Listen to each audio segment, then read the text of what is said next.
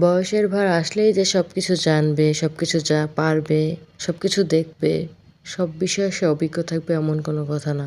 তো hello everyone, আসসালামু আলাইকুম। আশা করি যে যেখান থেকে দেখতেছেন সবাই ভালো আছেন। আলহামদুলিল্লাহ আমিও ভালো আছি। তো যে বিষয়ের জন্য কথাটা বললাম সেটা হচ্ছে এই যে কুমড়ো ফুল দেখতে পেলেন না? এটা আমি আমার লাইফে ফার্স্ট ওইভাবে কাছ থেকে দেখতে পেলাম। প্লাস আমি কাটাকাটি ওটা পারতাম না, তাই আমার হাজব্যান্ড সেটাকে দেখাই দিচ্ছিল। এই জন্যই কথাটা বললাম।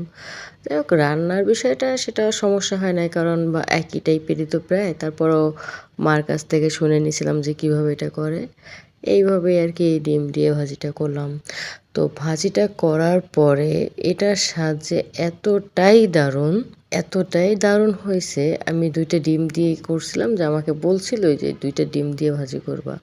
তো যাই হোক, এতটাই দারুণ হয়েছে যে আমি চুলার উপর থেকে যে কয়েকবার খেয়ে টেস্ট করছি, তা আপনারা হয়তোবা দেখতে পাবেন কিনা আমি জানি না।